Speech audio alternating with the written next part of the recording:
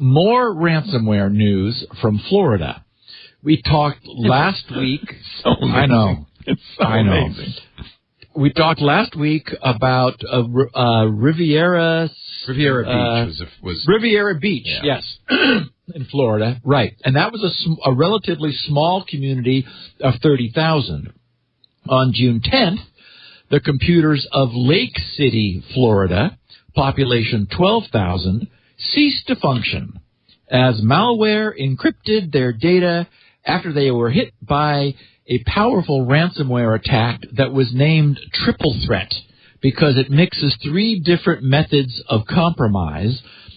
As we have always seen, and this happened again, an employee opened a document they received in email, which infected the city's network with the Emotet Trojan, which later downloaded the TrickBot Trojan, and then later that downloaded the Ryuk, R-Y-U-K, ransomware.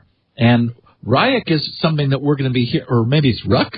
Anyway, I like Ryuk. I'm guessing it's like the Three Stooges. It's Ruck. Y-R-U-K, right? Ruck.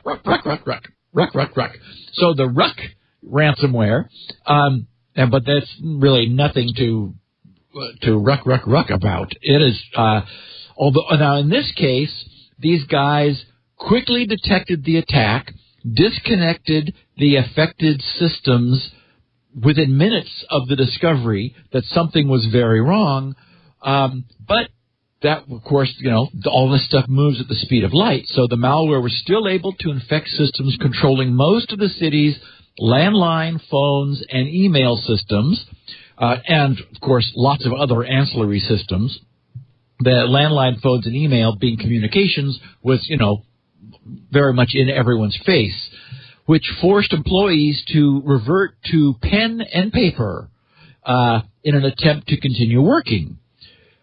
Fortunately, in this case, the police and fire and other emergency services remained unaffected since they were on a separate network.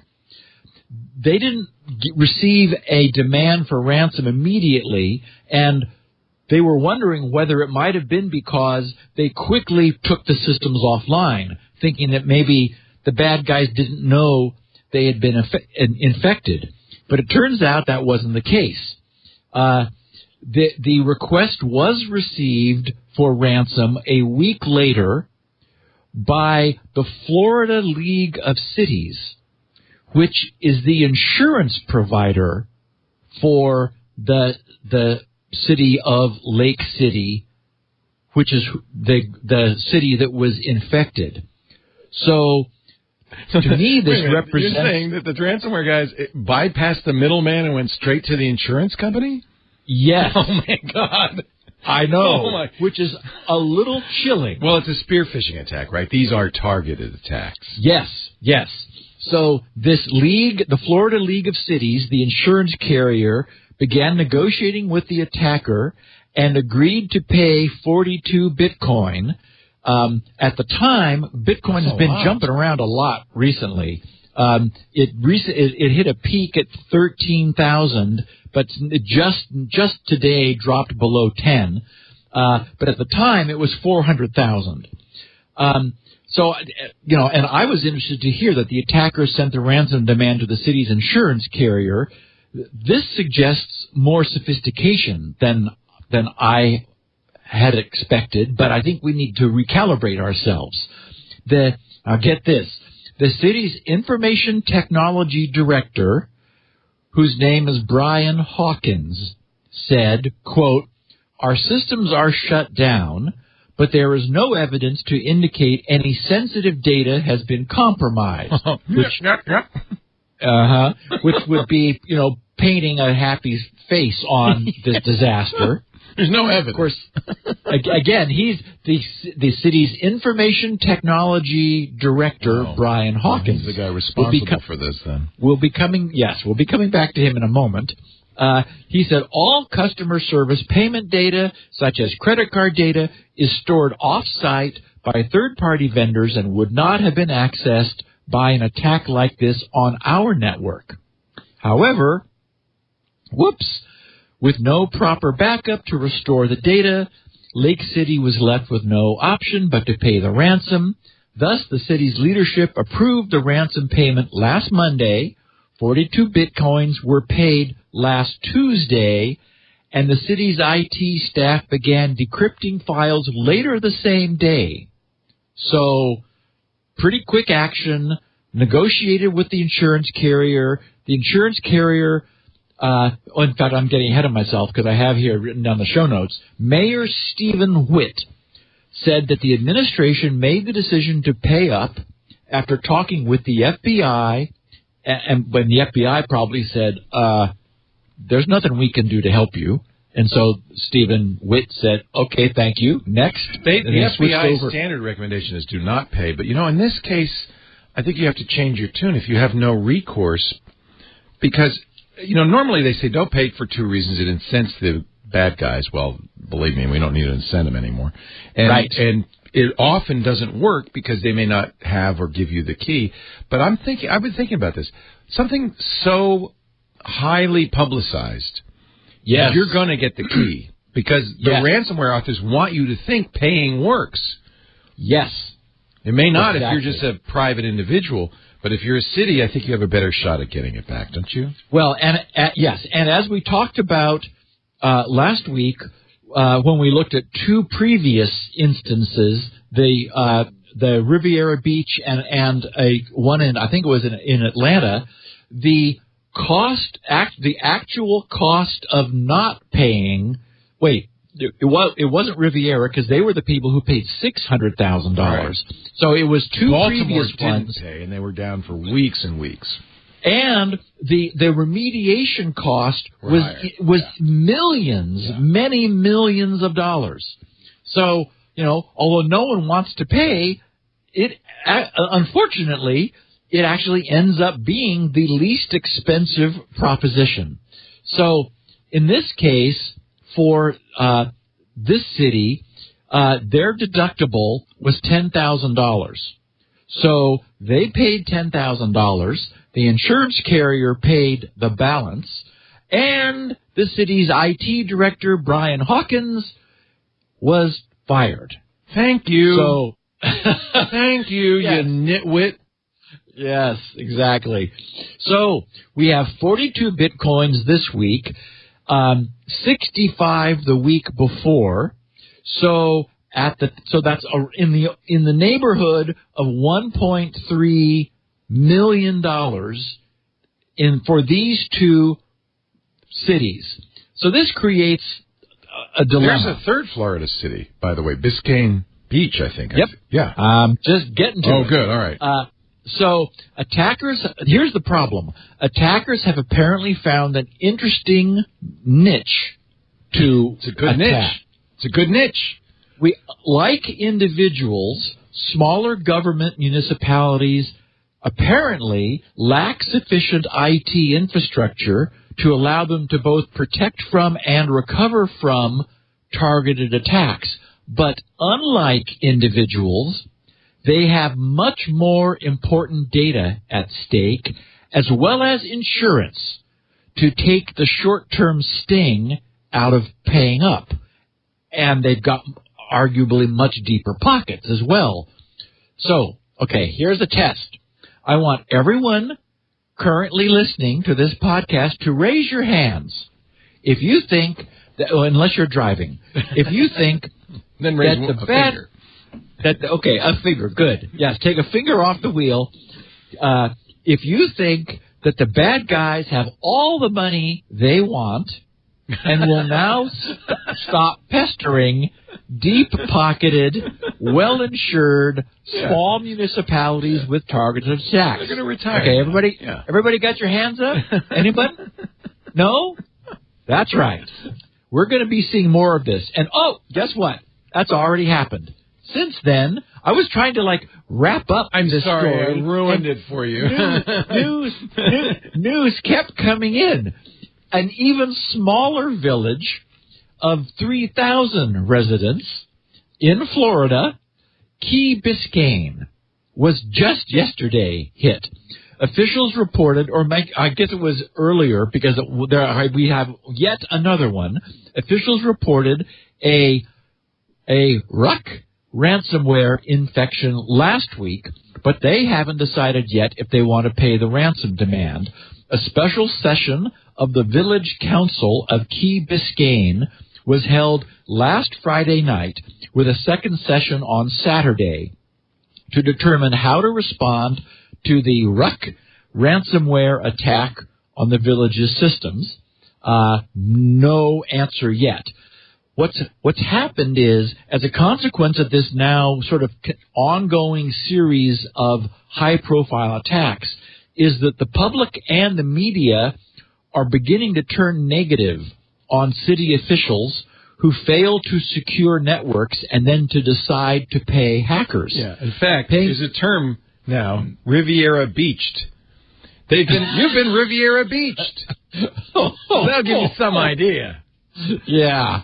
So now paying ransom is viewed as a sign of a city administration's failure and weakness rather than being a quick fix to get access back for the citizens' data and so forth. And as we would expect, in following all of this up, forensics has always determined that it was a city employee who ushered the malware into the network by opening a malicious email and clicking on something. But you can't blame the employee so much. Why is that malware getting through their intrusion detection systems?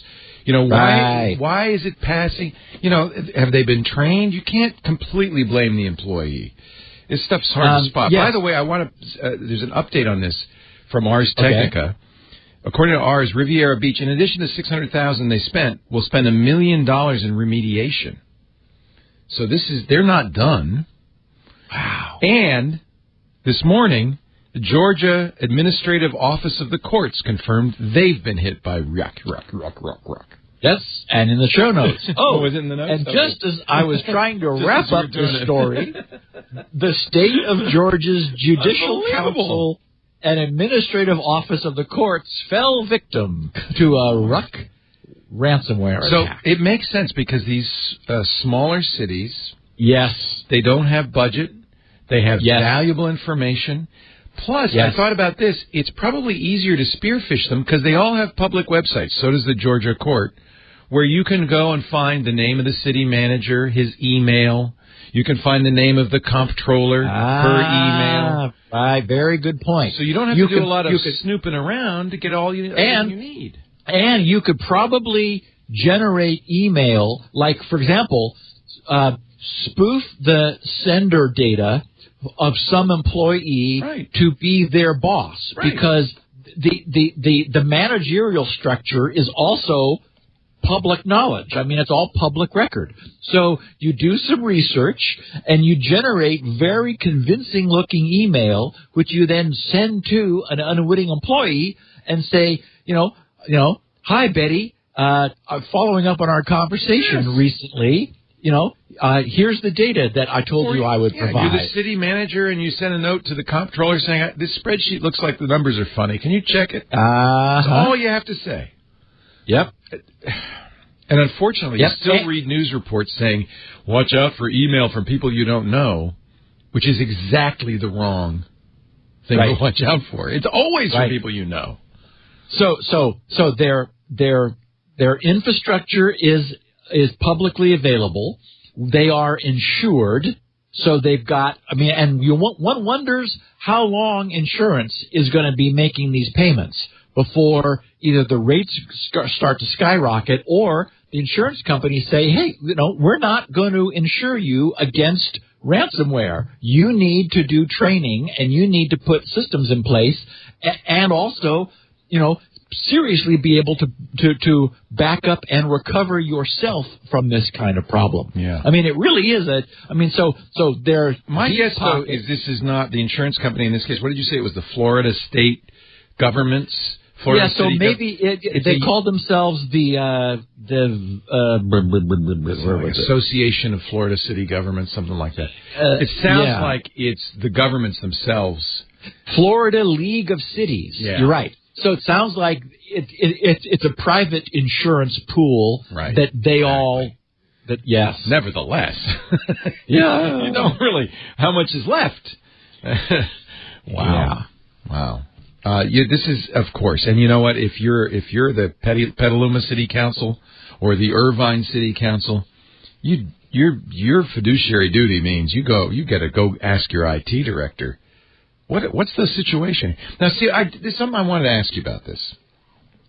It seems like a simple backup would solve this problem. Is that not the case? Yes, except that it has to be offline because you can't have the virus infect it. Correct. And the viruses also look for all connected drives and network drives. So, I mean, so if you could do a full nightly image of everything and take it offline. Exactly. Take it offline or put it somewhere like a Glacier where it's immutable, or if you did that, and I think that's not so hard or expensive. And I think the problem is it's just a matter of doing it. Like, for example, we still have Flash in browsers, like against all reason. Why?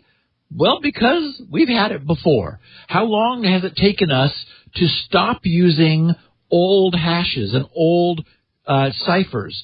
So the problem, I think, also is none of these municipalities have as much budget. I wouldn't be at all surprised if the IT people are saying to their please buy us a hard drive.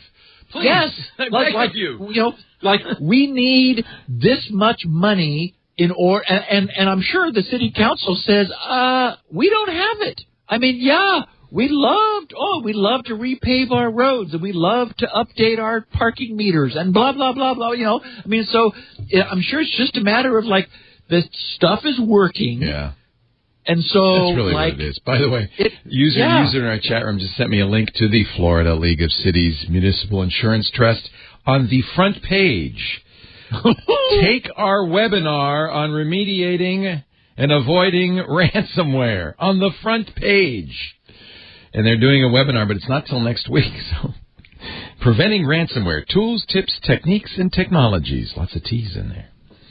Yeah, and again, it's like so certainly preventing the infection is what you would like to do. That's the probably the least expensive thing you could do would be to somehow keep this from happening. But in a large organization, a large municipality, how do you get that message out to everyone, especially when they've got bad habits from home and from their phone and from everywhere else on the internet, and it only takes one. That's the other problem is, back when we were talking about Sony and the